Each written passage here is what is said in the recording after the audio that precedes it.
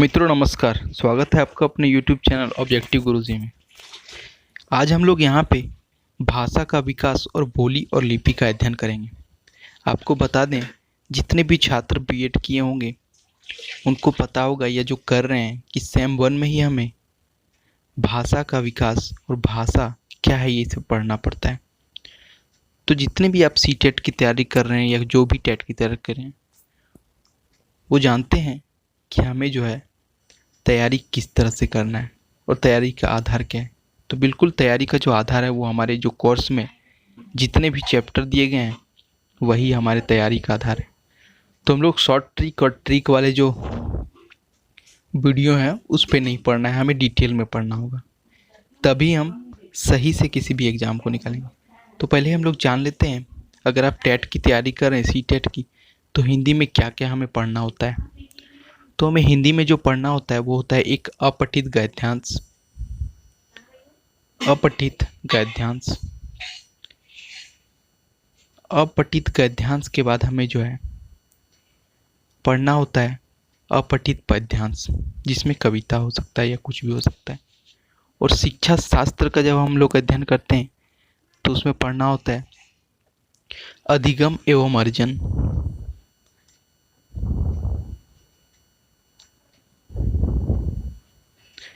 तो हमें अधिगम एवं अर्जन जब पढ़ना होता है तो उसमें हमें सीखने का और कैसे कोई चीज़ अर्जित करते हैं उसे देखना है। भाषा शिक्षण का सिद्धांत क्या है, जब भाषा पढ़ाते हैं उसका सिद्धांत क्या क्या है, भाषा के कार्य एवं इसके विकास में बोलने एवं सुनने की भूमिका क्या है। फोर्थ में हमें पढ़ना होता है भाषा अधिगम में व्याकरण की भूमिका, जो भाषा सीखते हैं उसमें व्याकरण की क्या भूमिका होती है। उसके बाद हम लोगों को पढ़ना है भाषाई विविधता वाले कक्षा कक्ष की समस्याएं क्या होती है। जो भाषाई बहुभाषी जिसको बोलते हैं, हम जानते हैं आप लोग इंग्लिश की कितनी समस्या होती है। कोई अगर तमिलनाडु से तो वो हिंदी नहीं बोल सकता है। तो बहुत सारी चीज़ें हमारे सोसाइटी में जिससे हमें समस्या होती है। भाषा कौशल क्या है, भाषा सीखना और भाषा को एक कौशल के साथ उसका उपयोग करना, वही भाषा कौशल है, जो आप कितनी बेहतर ढंग से उसका उपयोग करते हैं। भाषा बोध में बोलना, सुनना, पढ़ना एवं लिखने की प्रवीणता का मूल्यांकन करना होता है। ये बहुत ही इम्पोर्टेंट होता है पढ़ना, इससे ही हर एक एग्ज़ाम में आपको प्रश्न देखने को मिलेंगे। तो भाषा भाषा का बोध जो है, भाषा का बोध, यह हम लोग थोड़ा ध्यान से पढ़ेंगे इसे। फिर हमें पढ़ना होता है शिक्षण सहायक सामग्री। भाषा का जब हम लोग शिक्षण करते हैं तो उसमें क्या क्या सहायक सामग्री उपयोग करते हैं माफ कीजिएगा। और फिर हम लोग उपचारात्मक शिक्षण पढ़ते हैं। तो आशा करता हूँ आप लोग समझ गए होंगे हमें क्या क्या पढ़ना है।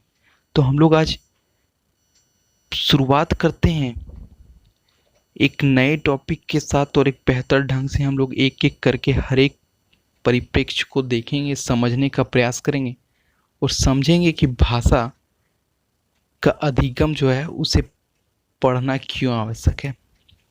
तो हम लोग चलिए शुरुआत करते हैं। आज भाषा का विकास कैसे हुआ, बोली क्या है और लिपि कैसे तैयार हुई धीरे धीरे। तो चलिए हम लोग स्टार्ट करते हैं। भाषा का प्रयोग जितना नैसर्गिक, सरल और उपयोगी है, इसको परिभाषित करना उतना ही कठिन है। भाषा मानव की नैसर्गिक जैविक क्षमता के साथ ही साथ एक सांस्कृतिक विशेषता भी है। तो भाषा का प्रयोग जो है नैसर्गिक, सरल और उपयोगी है, यह बात तो सही है, लेकिन इसको परिभाषित करना कठिन कार्य है। अब कठिन क्यों है भाषा को परिभाषित करना?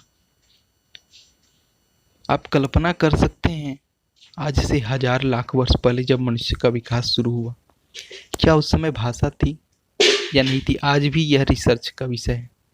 भाषा के बारे में अभी तक कोई भी सटीक प्रमाण उपलब्ध नहीं है कि भाषा का विकास कैसे हुआ।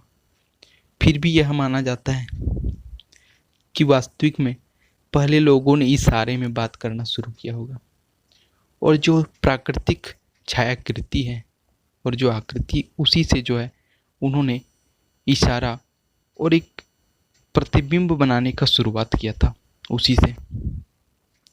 तो भाषा का विकास जो है जैविक क्षमता के साथ साथ एक सांस्कृतिक विशेषता भी है। सांस्कृतिक विशेषता इसे मान सकते हैं हम लोग। जैविक क्षमता तो है ही भाषा, लेकिन हमें सांस्कृतिक विशेषता भी मान सकते हैं। अगर भाषा नहीं होती तो संस्कृति का विकास भी नहीं हो पाता, यह तथ्य आप लोग जान लीजिए। अब भाषा के विकास में हम लोग क्या क्या पढ़ेंगे यहाँ वो देख लेते हैं जरा। भाषा के दो तत्व बोली और लिपि को समझने का प्रयास करेंगे।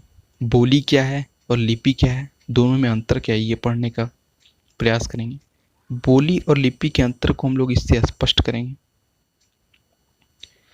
भाषा के विकास की जो ऐतिहासिकता है उसको समझने का प्रयास करेंगे हम लोग। उत्पत्ति से संबंधित विभिन्न स्रोतों, आधारों व सिद्धांतों का भी मूल्यांकन करेंगे हम लोग। लिपियों के विकास का भी अध्ययन करेंगे। तो चलिए हम लोग स्टार्ट करते हैं। मानव समूहों द्वारा बोली का प्रयोग और ऐतिहासिक पृष्ठभूमि। मानव समूह द्वारा बोली का प्रयोग कब किया गया और इसके पीछे के इतिहास को हम लोग आज समझने का प्रयास करते हैं।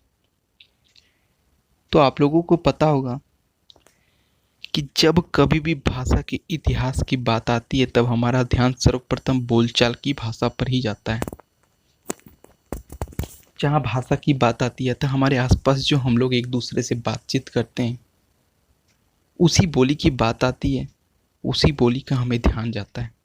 हम लोगों ने देखा है कि बच्चे जब बोलना सीखते हैं और अपनी आवश्यकताओं की पूर्ति के लिए आवाज़ देते हैं। आप लोगों ने अनुभव किया होगा जब कोई बच्चा धीरे धीरे बड़ा होता है तो वह बोलना शुरू करता है। जो भी वह अपने आसपास अपने घर परिवार से सुनता है उसे वह दोहराता है और उससे जिस भी बात पर कोई सकारात्मक चीज़ें मिलती है तो वो बोली बार बार दोहराता है।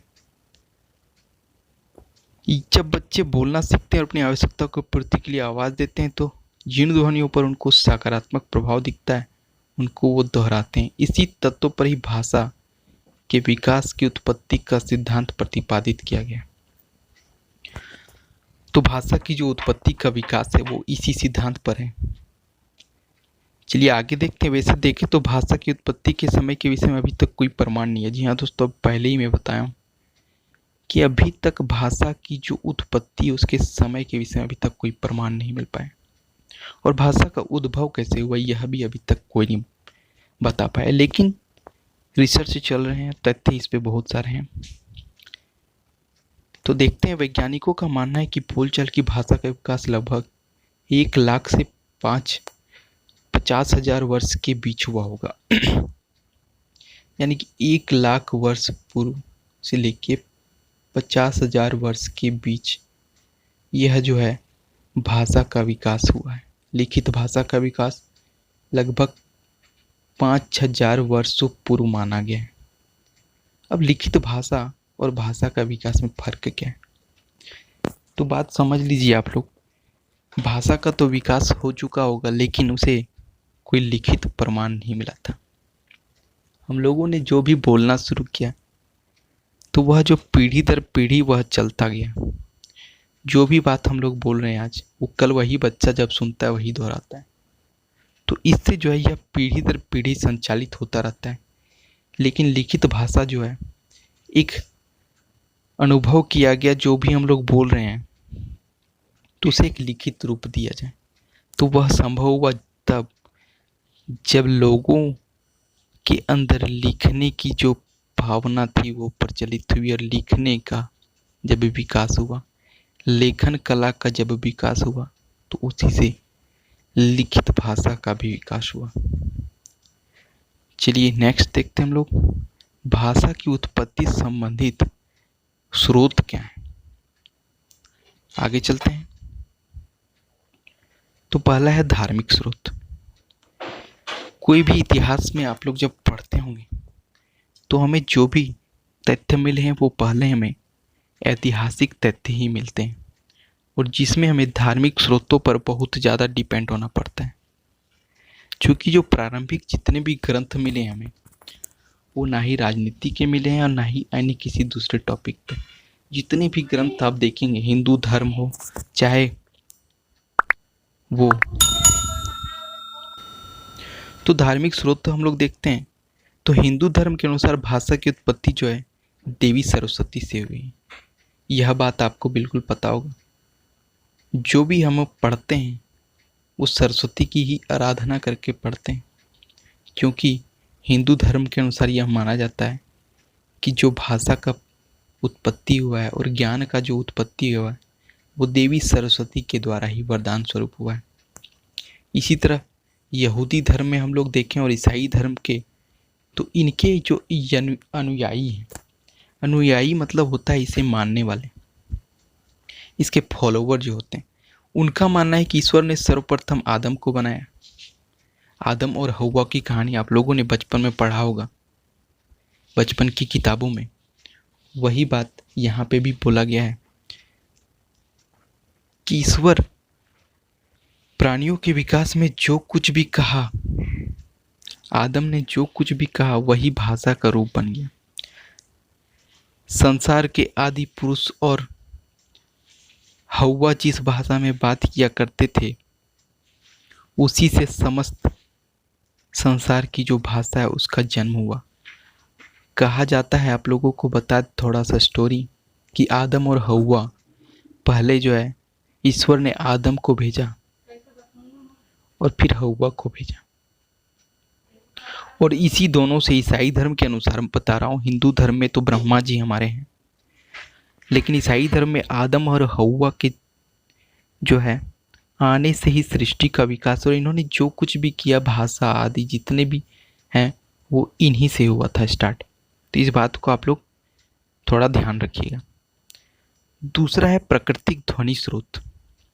इस विचारधारा के अनुसार प्रारंभिक शब्दों की उत्पत्ति मनुष्य द्वारा प्राकृतिक ध्वनियों को सुनने और उसे दोहराने से हुआ है।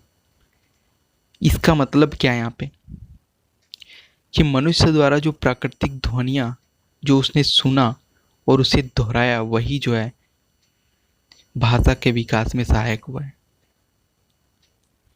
मानव के हर्ष और विषाद के अनुभव के बाद वह हाय ओह आदि, आप लोगों को चोट लगता है तो आह करते हैं, ओह करते हैं। इसी तरह धीरे धीरे हो सकता है विकास हुआ हो।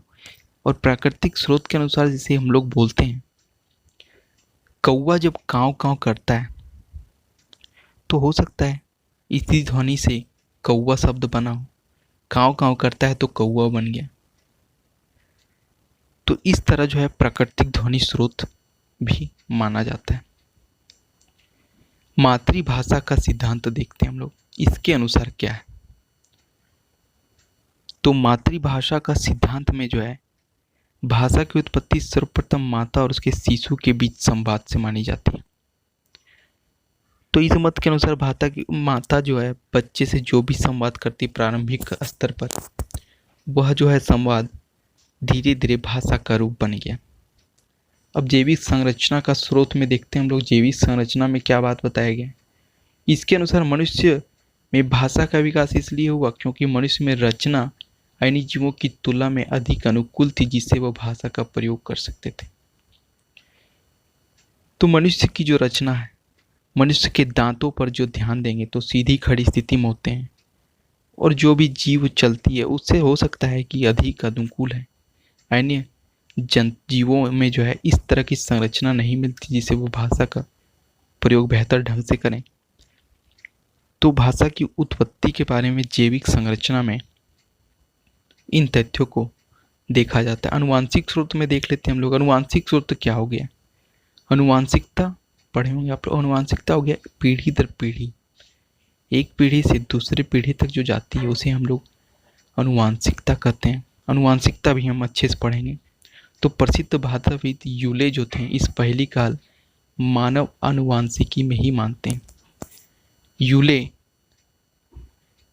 यूले जो हैं वो बोलते हैं कि यह जो भाषा का विकास है वो अनुवांशिकी के कारण होगा, क्योंकि एक पीढ़ी से दूसरी पीढ़ी में यह चलता ही रहता है।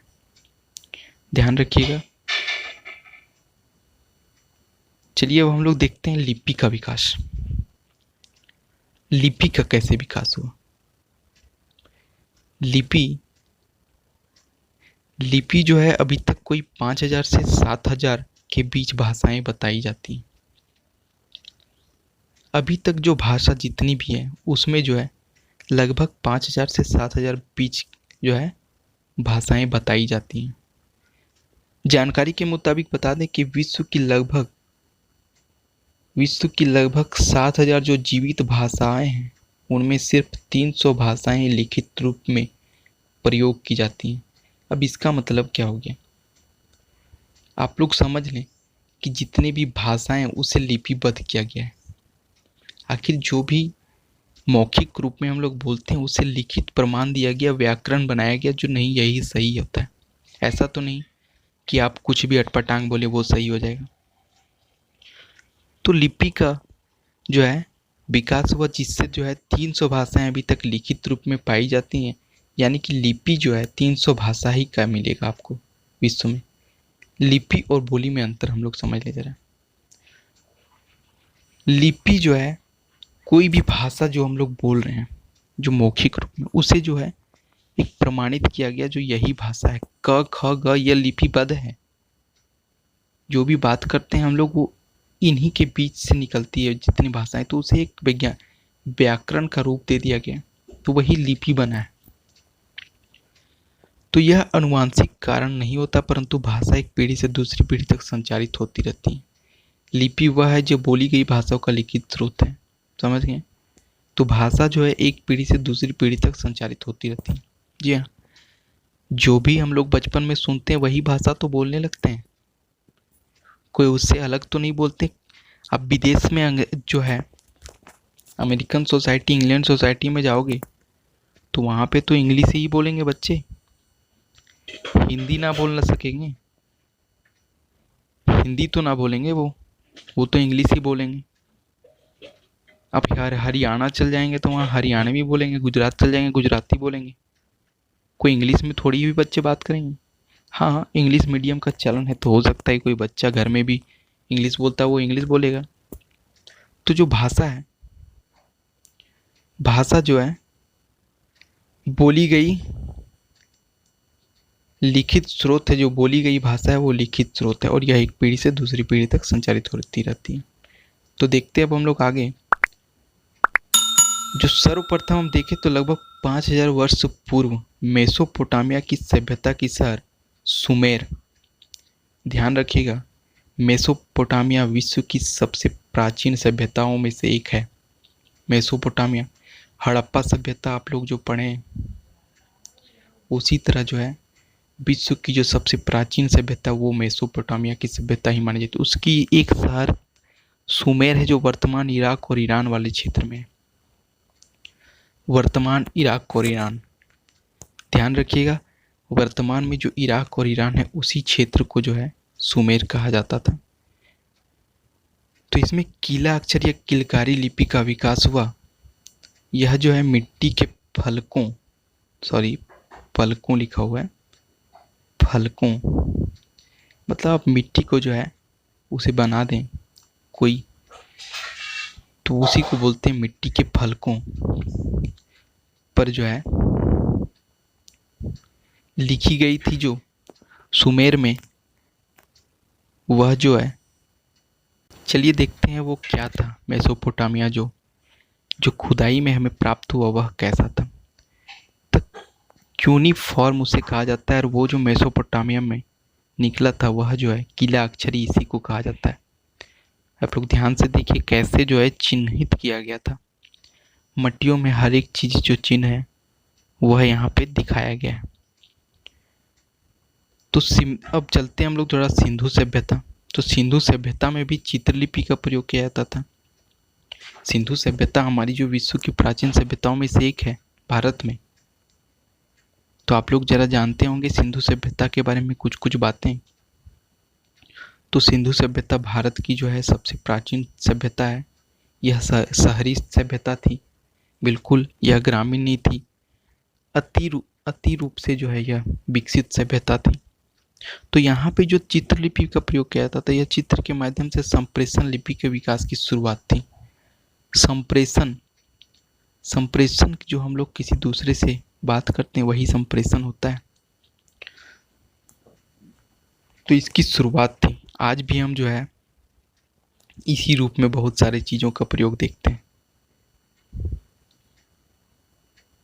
राष्ट्रीय राजमार्गों या सार्वजनिक स्थलों पर ऐसे चित्र दृश्यों को देख सकते हैं जो बोर्ड पर अंकित होती हैं। इसी तरह तो आज भी अंकित होता है। हड़प्पा सभ्यता में एक चित्रलिपि जो ये प्राप्त हुई है, इसमें देखिए हर एक चीज़ को इंगित किया गया है। बैल है, हाथी है, शेर है, इन सभी चीज़ों को जो है इस तरह हड़प्पा सभ्यता में अंकित किया गया था।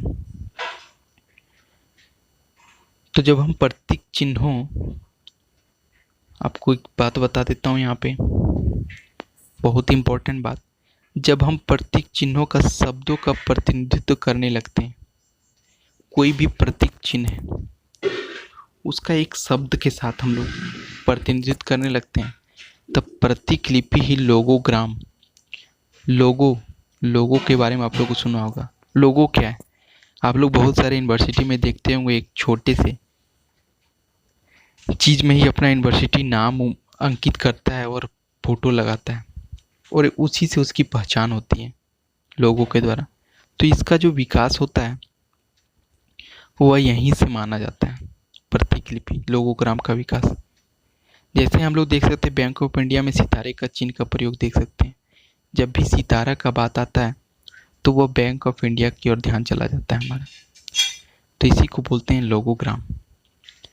देख लेते हैं जरा, संप्रेषण में भ्रम की संभावना इसमें कम होती है। देखिए आधुनिक विश्व में जो चित्र संप्रेषण की विधि है, हर जगह उपयोग मिल जाएगा आपको, ट्रैफिक में, सिग्नल में, हर जगह।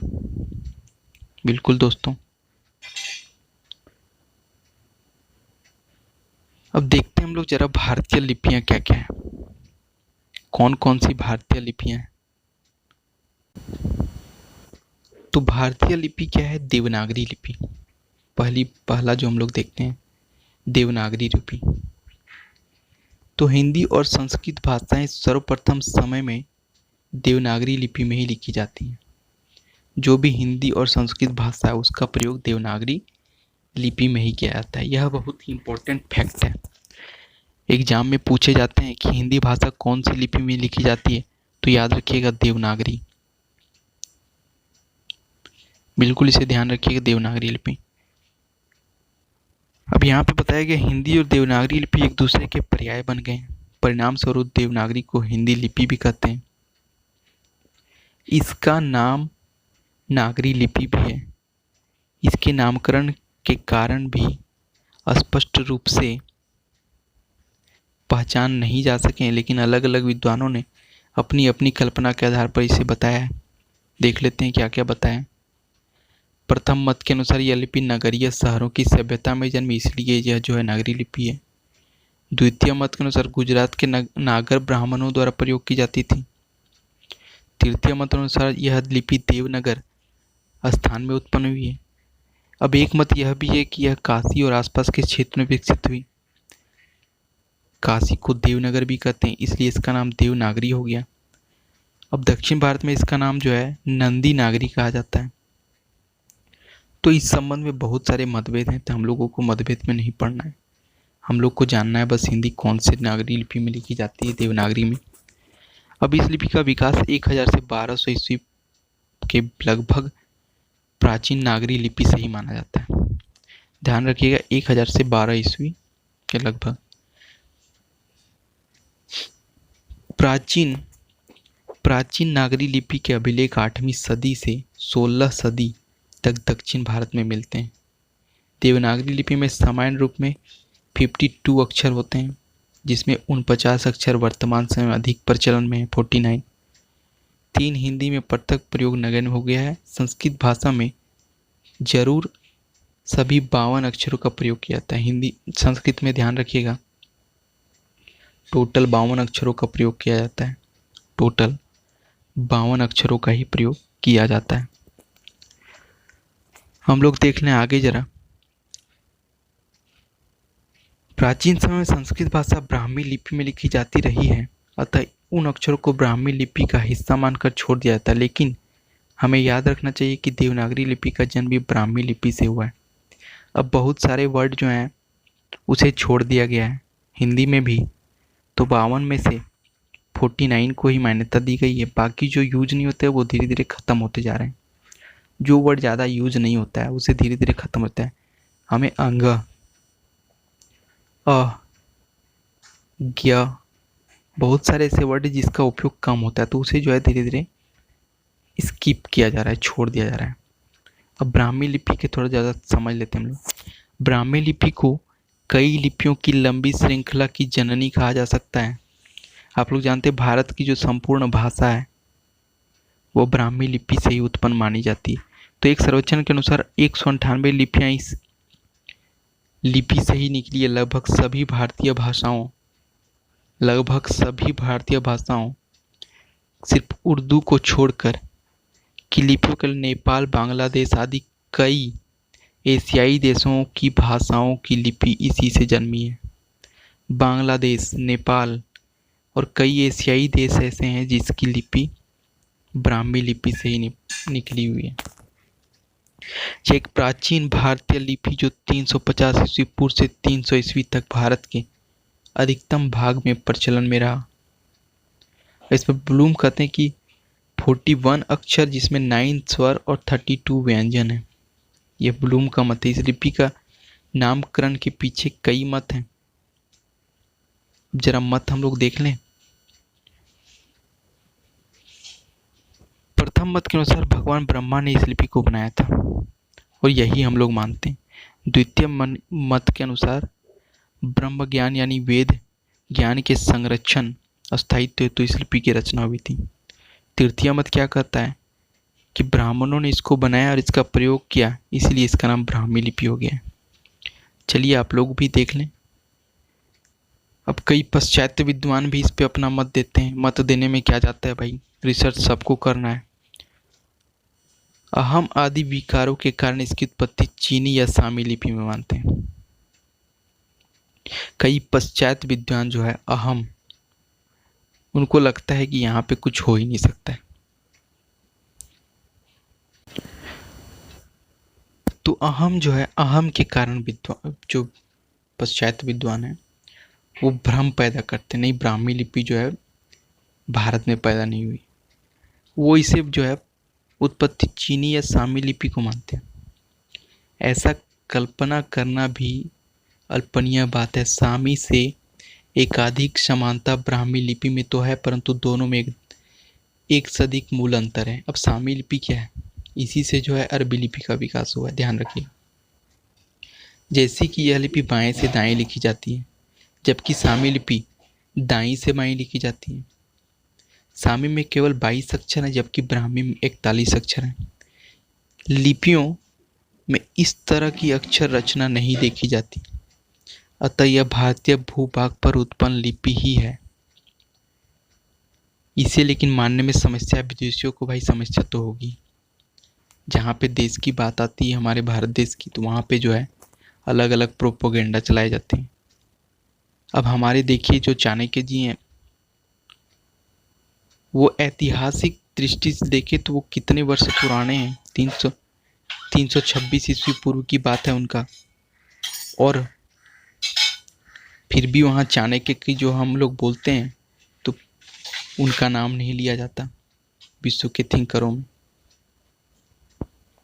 अतः यह भारतीय भूभाग पर उत्पन्न लिपि ही है। इस लिपि को उत्तरी और दक्षिणी शैलियाँ मानी जाती हैं।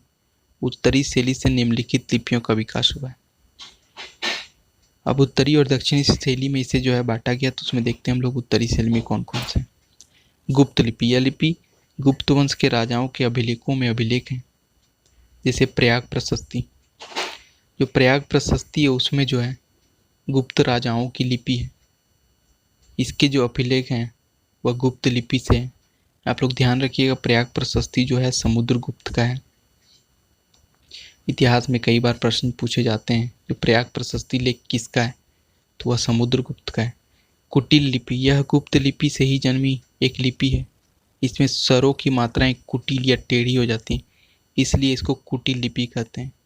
इससे नागरी और शारदा लिपियों का विकास हुआ है। प्राचीन नागरी लिपि, इसमें इस लिपि की पूर्व शाखा से बंगला बंगला जो है, बांग्ला भाषा, आमी, कामी, तुमी, बंगाली लोग बोलते हैं, ममता दीदी याद होगा आपको। पश्चिमी शाखा से राजस्थानी, गुजराती, महाराष्ट्री और इन लिपियों का विकास हुआ है। ध्यान रखिएगा, ये बहुत ही इम्पोर्टेंट है। प्राचीन नागरी लिपि से पूर्वी शाखा से बंगाल लिपि, ऐसे याद रखिए आप लोग, पूर्व पूर्व में बंगाल है तो बांग्ला लिपि, और पश्चिम शाखा में राजस्थान, गुजरात, महाराष्ट्र आदि, इनका विकास प्राचीन नागरी लिपि से। ये ध्यान रखिएगा। शारदा लिपि में क्या कौन कौन सी है? कश्मीर और पंजाब में हुआ है, 10वीं शताब्दी के लगभग इस लिपि का प्रयोग हुआ है। कश्मीरी, गुरुमुखी, डोगरी, इन सारी लिपियों का विकास शारदा लिपि से। ये बहुत ही इंपॉर्टेंट है, ये दोनों फैक्ट आप लोग याद रखिए। शारदा लिपि से कौन कौन सी है? कश्मीरी, गुरुमुखी, डोगरी लिपियाँ। बांग्ला लिपि में जो है उड़ियादी भाषाओं का प्रयोग किया जाता है। इस लिपि को असमी, मणिपुरी भाषाओं की लिपियों का जन्म हुआ है। अब ये दोनों कन्फ्यूज़न हो गया आप लोगों को, बांग्ला लिपि हो गया, बांग्ला लिपि से तो कुछ दूसरा ही विकास हो गया, और प्राचीन नागरी लिपि से जो है बांग्ला का हुआ, तो इसे आप लोग ध्यान रखिएगा। अब ब्राह्मी की दक्षिणी शैली में कौन कौन से वो देख लेते हैं जरा। पश्चिम लिपि में ये लगभग 5वीं सदी के लगभग प्रयोग में थी। गुजरात, नासिक, कोंकण आदि क्षेत्रों में मिले लेखों में इस लिपि का प्रयोग किया जाता है। मध्य प्रदेशी लिपि, यह लिपि 4वीं से 8वीं सदी के लगभग प्रयोग में रही। मध्य प्रदेश, बुंदेलखंड, हैदराबाद आदि के लेखों में इस लिपि का प्रयोग किया जाता था। तेलुगु, कन्नड़, यह लिपि तेलुगु और कन्नड़ भाषाओं की लिपि है। कलिंग लिपि, कलिंग लिपि, यह लिपि 7वीं से 11वीं सदी के मध्य कलिंग के क्षेत्र में प्रचलित थी। अब यह कैसे पता चला हमें? कलिंग जो है बहुत ही प्रसिद्ध जगह है। अब कलिंग युद्ध आप लोगों ने सुना होगा, जो अशोक ने लड़ा था, और यहाँ के कौन राजा थे? खारवेल। तो यहाँ जो मिला हमें उत्खनन में, उसी से इस लिपि का पता चला था। ग्रंथ लिपि में हम लोग देखते हैं मलयालम, तेलुगु लिपियाँ आदि। तेलुगु और मलयालम ब्राह्मी की इस शाखा से निकली मानी जाती हैं, ध्यान रखिएगा। इसमें संस्कृत ग्रंथों की रचना हुई, इसलिए इसका ग्रंथ लिपि हो गया। तमिल लिपि 7वीं शताब्दी से आज तक तमिल भाषा की लिपि है। यह भी बहुत ही प्राचीन लिपि है, ध्यान रखिएगा। अतः हम लोग मान सकते हैं कि ब्राह्मी लिपि सभी भारतीय भाषाओं की लिपियों की जननी है। हम लोग देखते हैं जरा, ब्राह्मी लिपि को खरोष्ठी लिपि से संबंधित माना जाता है। अब जो खरोष्ठी लिपि है और ब्राह्मी लिपि दोनों में जो है संबंध माना जाता है। अब खरोष्ठी लिपि क्या है? तो प्राचीन भारतीय लिपियों में से खरोष्ठी लिपि भी है। यह 350 ईस्वी पूर्व से 200 ईस्वी तक प्रचलन में मानी जाती है। यह बात आप लोग जान लें कि अशोक के जो शिलालेख मिले थे वह खरोष्ठी लिपि में भी मिले थे, और उसी समय जो है कुषाण, शक के जो अभिलेख वह भी खरोष्ठी लिपि मिले हैं। कुछ विद्वान इसे भारतीय लिपि मानते हैं और कुछ इसे आर्मेयिक लिपि मानते हैं। इसमें 37 वर्ण, 5 स्वर, 32 व्यंजन है। अक्सर ये लिपि दाएं से बाएं लिखी जाती है, दाएं से बाएं, ध्यान रखिएगा। सभी वर्तमान भारतीय लिपियों का प्रयोग समानता देखी जा सकती है। वह क्या क्या समानता है? लगभग सभी लिपियां ब्राह्मी लिपि से जन्मी हैं। सभी ध्वन्यात्मक एवं क वर्ग, च वर्ग आदि में बटे हुए हैं। जैसे क वर्ग, च वर्ग का मतलब क्या होगा? जैसे क से लेके क, ख से लेके क से लेके यहाँ अंग तक देखते हैं, उसी तरह च से लेके यहाँ तक देख लें, वही वर्ग हो जाता है पूरा। सभी के लिखने में मात्रा का प्रयोग होता है। मात्रा का प्रयोग से क्या मतलब हो गया? तो मात्रा का हो गया आकार, रश्मिकार, दीर्घिकार जो है वो मात्रा होते हैं। सब में संयुक्त अक्षर का प्रयोग किया जाता है। सब के वर्ण रूप में काफी मिलते हैं। स्वर व्यंजन मात्रा तीनों का अलग प्रावधान है। स्वर व्यंजन इन तीनों का जो है अलग प्रावधान है। अब हम लोग कुछ विदेशी लिपियों के बारे में देख लेते हैं। इनको भी जानना बहुत जरूरी, क्योंकि ये जो विदेशी लिपियां हैं वो आज लगभग भारत में भी देखने को मिल जाती हैं। तो हम लोग देखते हैं लैटिन या रोमन लिपि। आप लोग जब भी कोई इंग्लिश का वर्ड देखते हो तो उसमें आता होगा यह लैटिन भाषा से निकला है। तो यही बात है, जो लैटिन भाषा और रोमन लिपि यहाँ की सबसे प्राचीन लिपि होती है। तो इसका जन्म जो विदेशी धरती पर जरूर हुआ है, पर आज इसे विदेशी लिपि नहीं कह सकते। आज यह लिपि हमारी द्वितीय प्रशासनिक भाषा की लिपि है। अब इंग्लिश जो है हमसे अछूता नहीं है, बिल्कुल भी नहीं। तो यह हमारी प्रशासनिक भाषा हो गई है और भारत के संविधान द्वारा अधिनियमित भी है। अंग्रेजी भाषा में प्रयुक्त लिपि ABCD को रोमन लिपि कहते हैं। वर्तमान में यह सर्वाधिक प्रयुक्त लिपि है। इसमें 26 वर्ण होते हैं, 5 स्वर होते हैं, 21 व्यंजन होते हैं। यह बात आपको बिल्कुल पता होगी, होनी भी चाहिए। यह विश्व की अनेक भाषाओं की लिपि है। कि अब हम लोग एक चीज़ और जान लेते हैं यहाँ पे। क्या आप जानते हैं कि लैटिन, फ्रांसीसी, अंग्रेजी जैसी मुख्य भाषाओं के साथ साथ एक भारतीय भाषा भी इस लिपि का प्रयोग करती है? वह भाषा कौन सा है? तो पूर्वोत्तरी राज्य मिजोरम की जो मुख्य भाषा है मिजो या लुसाई, यह जो भाषा है वह यूरोप की अधिकांश लिपियां यूनानी लिपि से ही उत्पन्न हुई, अतः यह लिपि भी यूनानी लिपि से ही मानी जाती है। तो जो मिजो है और लुसाई मिजोरम की जो मुख्य भाषा है उसका भी विकास यूनानी लिपि यानी कि रोमन लिपि या लैटिन लिपि से ही माना जाता है। तो यूनानी लिपि क्या है? विश्व की प्राचीनतम लिपि से एक है। इसमें 24 अक्षर होते हैं। अल्फा बीटा गामा आप लोग तो ज़्यादातर साइंस में ही पढ़े होंगे, तो वही जो है यूनानी लिपि है। सामी लिपि में प्राचीनतम लिपि है। इसमें 22 वर्ण होती है। इस लिपि का प्रयोग 1000 से 800 ईस्वी पूर्व हुआ। इसकी उत्तरी शाखा से अरमाइक और फोनेसी लिपियों का हुआ और इनकी दक्षिणी शाखा से अरबी लिपि का विकास हुआ है। ध्यान रखिएगा, अरबी भाषा का विकास सामी लिपि से हुआ है। बहुत ही इंपॉर्टेंट है, अरबी लिपि का विकास सामी भाषा से हुआ है। अब अरबी लिपि में देखते हैं, वर्तमान में प्रचलित लिपियों में से एक प्रमुख लिपि है। इसमें 28 ही अक्षर होते हैं, हमारे तो 49 के आसपास हैं। यह दाएं से बाएं लिखी जाती है। चीनी लिपि देख लेते हैं जरा हम लोग। तो चीनी लिपि यूरोपीय और भारतीय लिपियों से अलग चीनी लिपि है। इसका विकास 3200 से 2700 ईस्वी पूर्व लगभग हुआ था। यह चीन की भाषाओं की प्रमुख लिपि है। मंडारिन जैसे ही चीन की मुख्य लिखित भाषा है। यह विश्व की सबसे ज़्यादा बोलने जाने वाली भाषा भी है, ध्यान रखिएगा। यह विचित्र चित्रात्मक लिपि है। विचित्र तो है भाई, देख के ही आप लोगों को पता चल जाएगा इसकी जो भाषा की जो लिखित है, जिसे विश्व की एकमात्र सनातन लिपि की संज्ञा दी जाती है, क्योंकि यह लिपि प्राचीन काल से आज तक प्रचलन में है। जी हाँ, 3200 से 2700 ईस्वी पूर्व से लगभग यह अभी तक चलती आ रही है। इसमें हिंदी व अंग्रेजी की तरह अक्षर ध्वनियाँ नहीं होती। इसमें हजारों स्वरांश प्रयोग किए जाते हैं। चीनी भाषा में साक्षर होने के लिए 3 से 4000 स्वरांशों, अक्षरों, चित्रों आदि को सीखने की आवश्यकता होती है। तो आप लोग अनुमान लगा लें कि आप लोग चीनी भाषा कितना जल्दी सीख सकते हैं। 26 अक्षर होती है अंग्रेजी भाषा में, जिसे सीखने में वर्षों लग जाते हैं और कोई तो पूरे जीवन में इंग्लिश नहीं सीख पाते। तो आप लोग समझ लें चीनी भाषा का प्रयोग कितना कठिन है। वैसे मनुष्य चाहे तो कुछ भी सीख सकता है, लेकिन कठिन तो ज़रूर है।